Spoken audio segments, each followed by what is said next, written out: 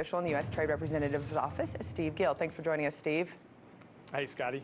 Lots of stuff going on. Lots of stuff going on. You know, the rumors, and we love rumors in our industry, is we have a deal or we're very close to one being signed to end this trade war with China that's been going on for these past few months.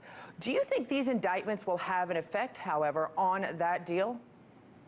I think they will have an effect in perhaps delaying it if we're not careful, because I think they are down to the final phase of literally putting the final words, the final periods and commas and crossing the T's. And this may cause some friction at the very end of the negotiations that could cause one or both sides to say, hey, let's take a breather for a moment and see how these other issues are going to affect it.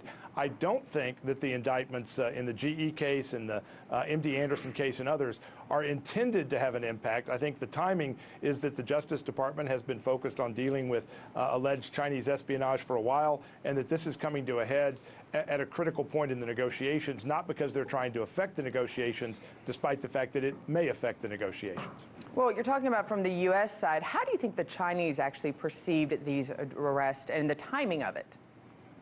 I think they'd perceive it the same way we would if we were in these negotiations and all of a sudden you had U.S. companies and executives being arrested in China. I think there would be a suspicion that this is an intentional way to try to maneuver the negotiations. Again, I don't think that's the case, but I think the Chinese may be very suspicious that that is the case, and that's where they may say, hey, let's take a moment here and figure out exactly what's happening and why.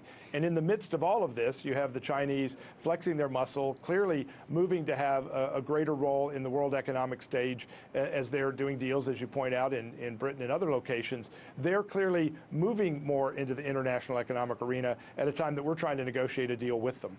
Well, it's interesting, Steve, as we looked at these two different cases that have come down these last 48 hours, I have a little bit less grace for GE as I do necessarily the medical, because I believe if you can share your information and research and get a cure to something like cancer, then that has no boundaries when it comes to government. But I understand money's involved in the medical field.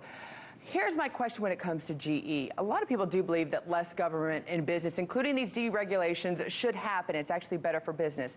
At the same time, why should the American government, however, be involved in this in the GE case? Why should this just not be a GE problem? And should they do a better job screening their employees and having better security? I think, A, they should do a better job screening their employees and have better security, whether it's MD Anderson, whether it's GE or anybody else.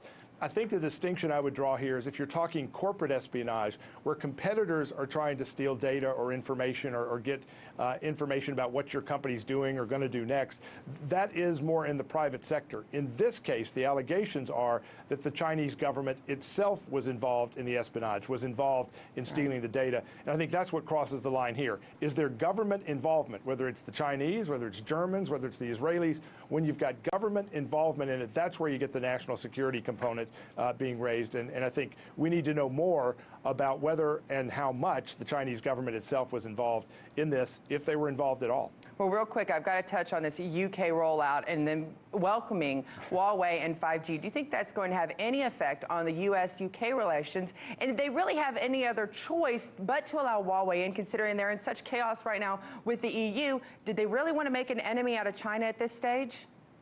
I think the Brits are going to be looking for new friends everywhere and anywhere that they can find it. I mean, literally, in the next few weeks, you're going to have the European Union elections, and right now, the anti-Brexit or the let's Brexit, let's get out of here crowd are looking to make a big move in those European Parliament elections, and then that'll have an impact on Theresa May. That's going to have an impact on the British parliamentary elections internally.